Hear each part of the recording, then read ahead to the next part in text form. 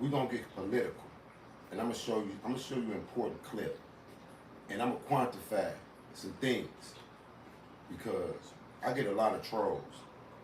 I get a lot of trolls, and these trolls they come in my comments when I make a particular point.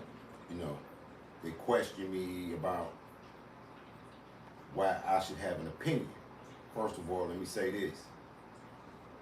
I got 2 degrees, and one of them is in political science. But before that, I did a lot of time on these streets, and I did a lot of time behind the walls. I don't talk about that because that ain't nothing to brag on. And I don't talk about this picture here when I was inducted into the International Honor Society for Political Science. I may not talk to you in the same manner as the Toms and the bootlicks and the gatekeepers because they never walked in my shoes. You know what I mean? I don't know how they arrived at their scholarship and their doctorates and their PhDs. I know how I got to where I got. You understand what I'm saying? And my message is for people who think black. You know what I mean? Who think about the preservation of their own kind. You know what I mean? I'm not with, we gotta love everybody, we gotta join everybody, and none of that. Because think about this. Until black people learn to unite with each other, any joining on with other groups is going to be amalgamation, infiltration, and a destruction of us politically, socially, and economically. So as you come in, like, share, and subscribe. I'm going to use this clip, this commentary, you know what I mean, and I'm going to give my opinion. But when you see that picture with that gold on, that's a gold show. That means I'm an international scholar. That means I rank in the top percentile of academics in the world, not just in Detroit. So I'm not running my mouth with no basis for my opinions or my ideas. You know what I mean?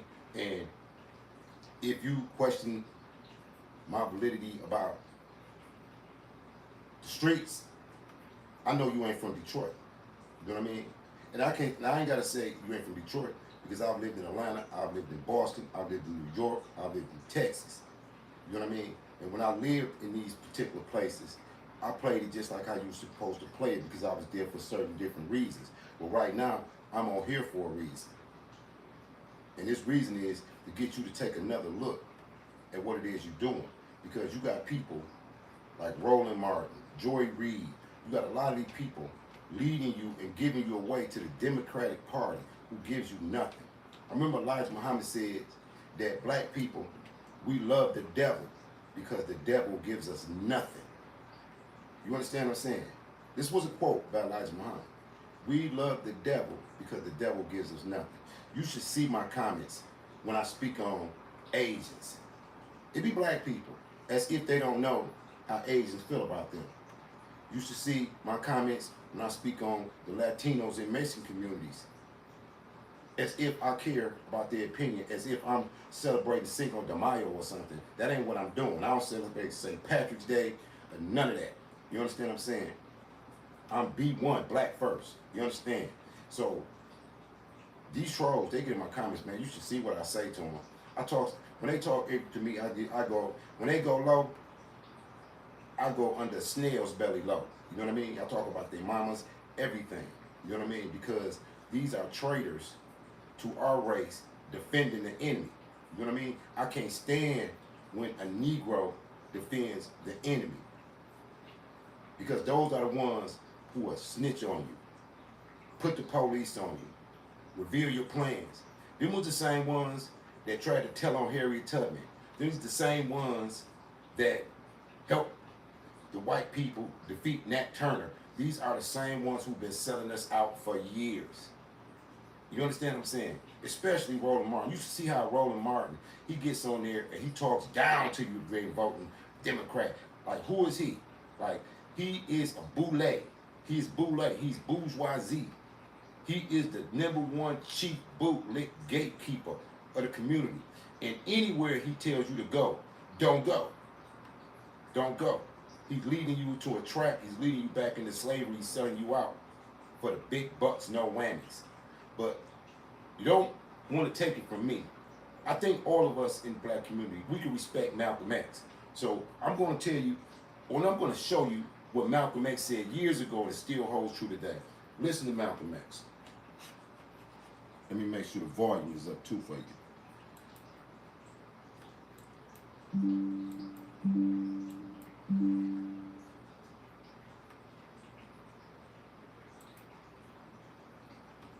In this crooked game of power politics here in America, the Negro, namely the race problem, integration, civil rights issue, are all nothing but tools used by the whites who call themselves liberals against another group of whites who call themselves conservatives, either to get into power or to retain power.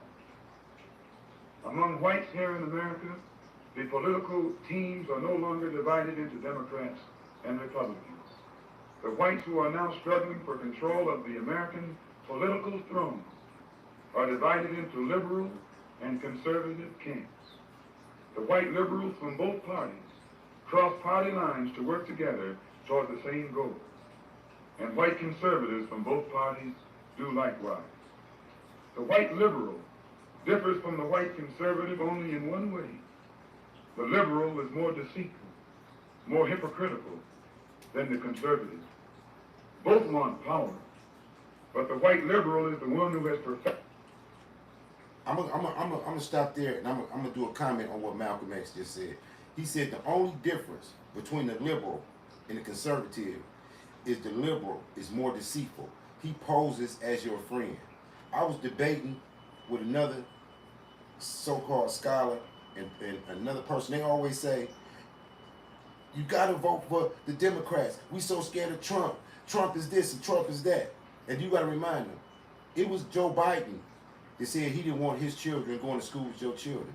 Joe Biden was the one that said that your children would turn the streets into a jungle. It was Joe Biden who called your children super predators. It was Joe Biden that said, you're not black, you don't vote for me. It's been Joe Biden that says all kind of disparaging things, and his policies reflect how he feels.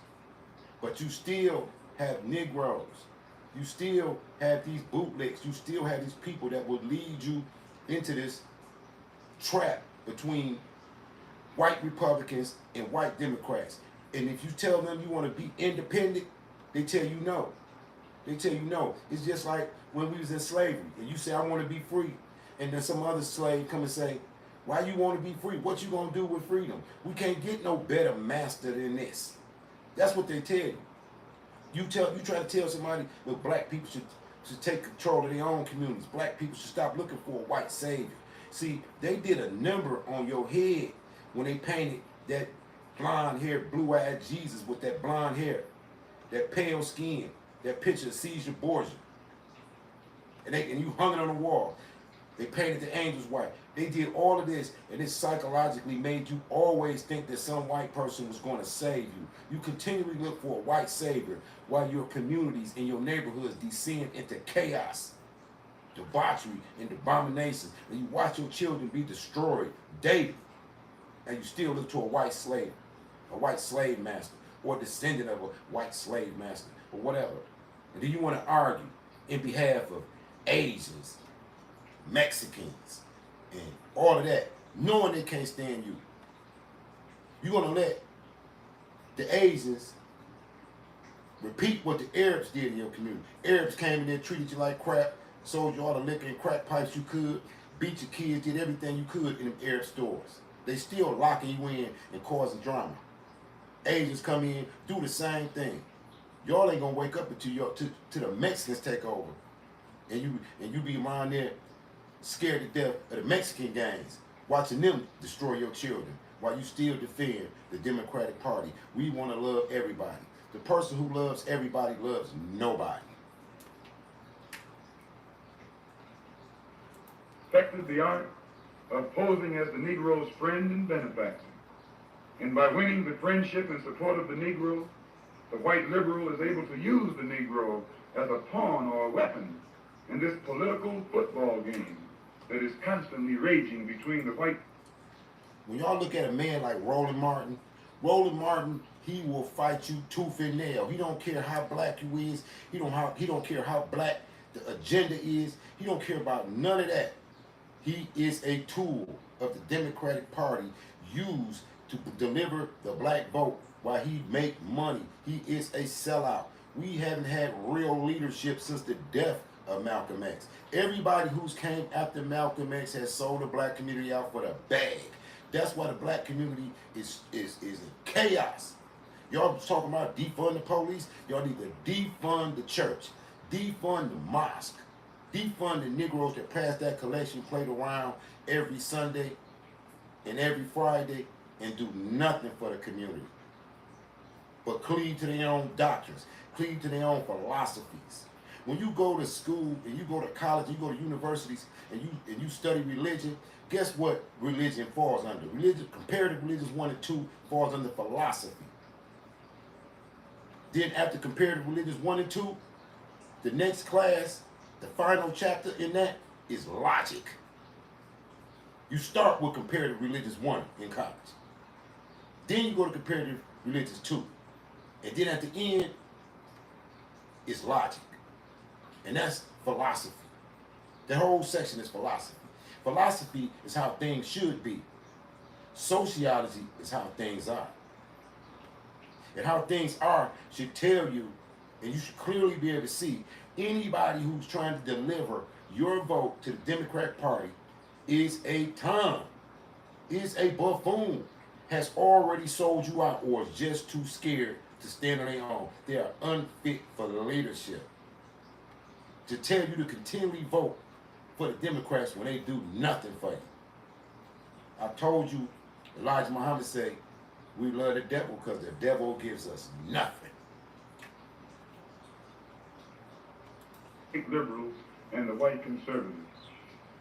The American Negro is nothing but a political football, and the white liberals control this ball through tricks or tokenism, false promises of integration and civil rights.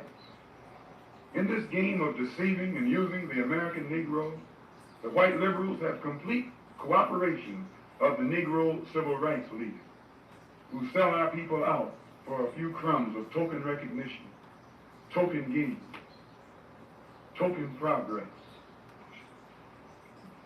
In the New York Tribune, in an editorial dated February the 5th, 1960, I'm going to ask y'all a question. When you look at integrity and character, can you match Roland Martin, a Boyce Watkins, even a Dr. Umar? When it comes to integrity, they pale in comparison to Malcom X. They pale in comparison to him.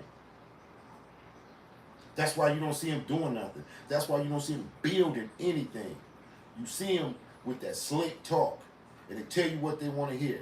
That's why the Negroes on the other side always saying, sister, queen, Nubian goddess, and all of that.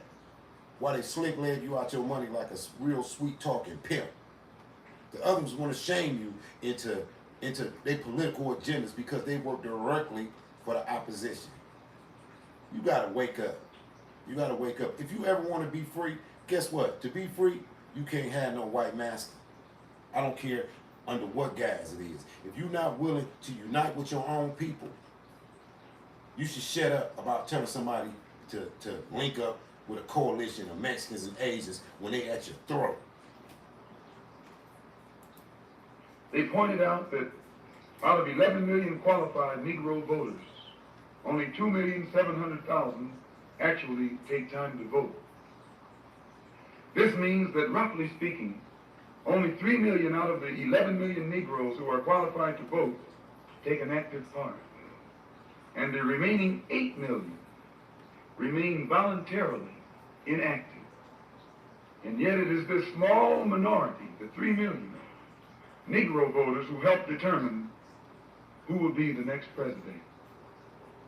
If who will be the next president can be influenced by 3 million Negro voters, it is easy to see why the presidential candidates of both political parties put on such a false show with the Civil Rights Bill and promises of integration. They must impress the 3 million voting Negroes who are the actual integration seekers. And if so much fuss is made over these 3 million integration seekers, what would the presidential candidates have to do to appease the 8 million non-voting Negroes if they ever decided to become politically active? They hold the balance of power. Who are the 8 million non-voting Negroes? What do they want? And why don't they vote? The 3 million Negro voters are the so-called middle-class Negroes, or high-class Negroes, or uppity Negroes, who are referred to by the late Howard University sociology professor E. Franklin Frazier as the black bourgeoisie, who have been educated to think as patriotic individualists with no racial pride whatsoever, who believe in and look forward to the future. To me, it'd be a joke when you see a sucker like Roland Martin with kente cloth on. What manner of black man in a kente cloth comes out in front of black people daily defending white people? Clearly he's sold out. Let me tell you something. He be on his show talking down, you know what I mean? Talking down to the 8 million that Malcom X is talking about, the grassroots on the ground. You know what I mean? The ones who say, listen, voting don't mean nothing in America if you're still black. Black people got to have something for their own. They come out and call you Pookie and call you Ray Ray. Why they look all dignified and bougie, but they calling somebody else Pookie and Ray Ray. Telling black women that you shouldn't have kids or date a Pookie and a Ray Ray because they have integrated into mainstream white society as token Negroes, so-called leaders and educators. Let me tell you something. When I went to college, and I know professors like these guys, I'm talking about they were C students at best. At best. What they had A's in is kissing ass. Integrated, intermarried society that is constantly being promised to them by the Negro politician. And therefore, this integration-minded 3 million minority remain an active part of the white-controlled political parties. But it must never be overlooked that these 3 million Negro integration seekers are only a small minority of the 11 million qualified Negro voters. The 8 million non-voting Negroes are the majority, the downtrodden black masses. They have refused to vote. They've refused to take a part in politics because they reject the Uncle Tom approach of the clergy politician leadership that has been handpicked for the so-called Negroes. But and you hear what Malcolm called it? The Uncle Tom approach. They be like, our ancestors died to vote. Our ancestors didn't die to vote. Our ancestors were killed. There's a difference between dying and being killed. You do understand that. You do understand that. There's a difference between giving up your life for sacrifice and being lynched or having your churches bombed and all of that. You know what I'm saying? There's a difference. If you don't know, maybe you should read history. And this is why they don't want critical race theory taught in the schools, because they want to be able to tell you that slavery was good. Slavery was fun. It wasn't that bad. We should get over it. Man, anytime I hear a black person tell another black person, don't talk about racism, get over, do for self, I know that you have been colonized mentally. I know that your mental is straight European. I know that you probably believe that Jesus is white. You know what I mean? Well, you the one to say it doesn't make no color. It doesn't make a difference what color he is. If it doesn't make a difference what color he is, why did they paint him white? Because they did a number on you. Because you see that at the end of the day, you want to be close and like the white man. Yes, you do.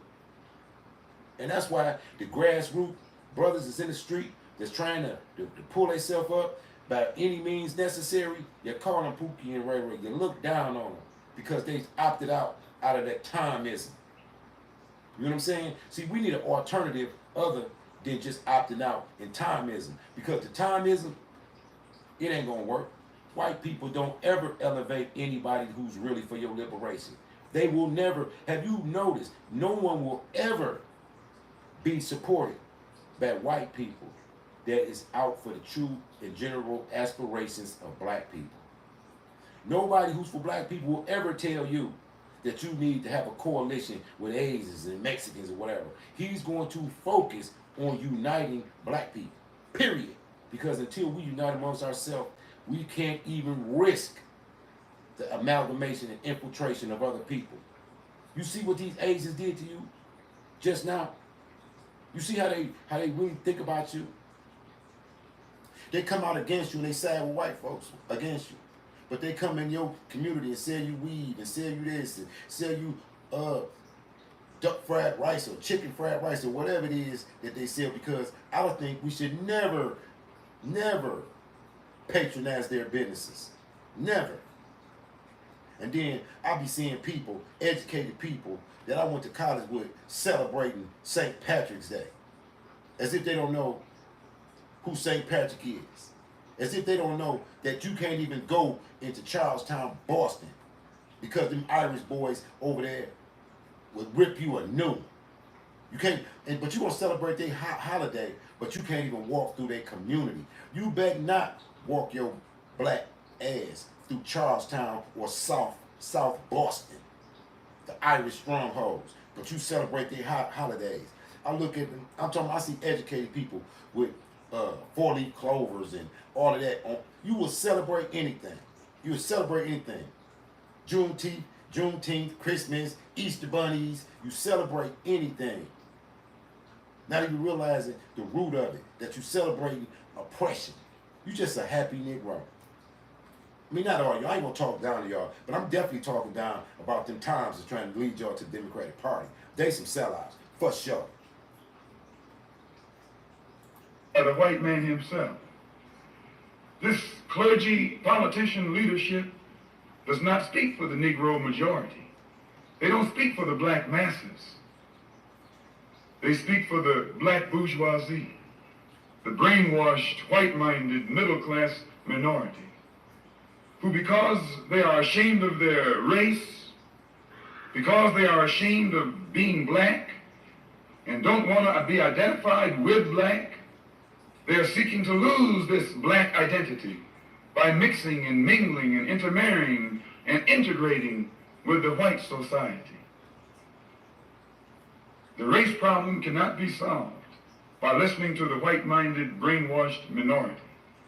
The white man must try to learn what the black majority wants. The president would be wise to try and learn what the black masses want. And the only way to find this out is by listening to the man who speaks for the black masses. And I can declare to you tonight and to the entire world that the man here in America who speaks for the majority, the downtrodden, dissatisfied black masses, is this same man who so many thousands of our people are flocking toward to see and hear. This same Mr. Muhammad, who is labeled by you as a black supremacist and as a racist and as an extremist. If the 3 million middle-class Negroes are casting their ballots for integration and intermarriage, what do the non-voting black masses who are in the majority want? Find out what the black masses want, and then perhaps America's grave race problem can be solved. In this crooked game of power politics here in America, I think that message is more important today than it ever was. I'm telling you. I've argued with people who claim to be intelligent, and they always find a way to say, all white people ain't bad. But like Muhammad Ali said, if 10,000 white people is charging in my direction, I'm not trying to figure out which ones is the good ones. I ain't got no time for that. To sort out which ones is the good ones and which ones is the bad ones. That ain't even my job. That's God's job to sort out which ones is good and which ones is bad. For sure. If you know what I mean. We don't have no time for that tokenism. We don't have no time to listen to the Roland Martins and the pandering simps and the so-called pan-Africanists that give you this illusion like you would be accepted in an African country with your Americanized mind, with your colonialized mentality. We got to get this shit together right here. All these mass shootings and all this violence in our community, all this ignorance, it's ridiculous. Thank you, bro. It's ignorance. We can't even afford that no more. You watching a whole generation of young people self-destruct in front of your very eyes. And the so-called leaders that's in your community have nothing to say. They don't speak about nothing. They still telling you about Daniel and the lion's den. They still giving you that. They still give you that old time preaching that they learned from their master. They just giving you a little song and dance with it. That's why they got the ATM in the church. You should see these grinning Negroes. Every time you see a picture, they just a grinning. They just a grinning in their mosques and in their temples and in their churches. What the hell is you grinning for? And your people going through genocide. Why you ain't patrolling and going through the community and trying to unite black people? You're too busy trying to make white people accept you, which is something they'll never do. It's something they'll never do. They won't even change the Constitution that calls you 3/5 of a man. They won't even take that out of law. They still have you classified in the Constitution as not even a whole human being. But you want to listen to these Negroes. You want to get in my comments and call me racist. And, man, you know what? One sucker called me a racist the other day. I wanted to just go off on him and talk about his mom and all that. I just hit him with the old one from the elementary school. Sticks and stones, Negro. Sticks and stones. Sticks and stones. Because the very fact that you defending white folks to me lets me know that you a coward. You a coward. You ain't gonna even stand up in the face of a real black man. That's why y'all want to diminish these young brothers and call them Pookies and Ray Rays and all of this. And the rest of y'all is in the manosphere, incels, bickering and pandering and browbeating women about their weaves and all that. What man sit up and talk about women all day on the internet? The Anton Daniels and Kevin Samuels type. You sit up and talk about women all day while your children are being destroyed in the street. You tell me if that ain't some punkified shite. You know what I'm saying? You sit up and you argue and you bicker with women all day on the internet, making them mad, making them think that all black men don't like them. So you talk about their weave or whatever, and you do all that, and you get a large following, and people log on your post, but at the same time, we being destroyed. Who's going to continue listening to these Negroes? Not me. I don't care what you say, who you support. If you can't look at the Roland Martins and the Boyce Watch, you can't look at them slick talking comment and tell they're a piece of crap after you done seen real leadership like Malcom X, you just slow. You know what I mean? You need to be on the short bus, even if the short bus is taking you to a HBCU. I'm signing out of Detroit. Like, share, and subscribe to the video, or don't even like, hit the thumbs down for me. Why don't you do that? Why all the times, why don't y'all all hit the thumbs down button collectively? Peace. Signing out of Detroit. Y'all better keep y'all head on the swivel.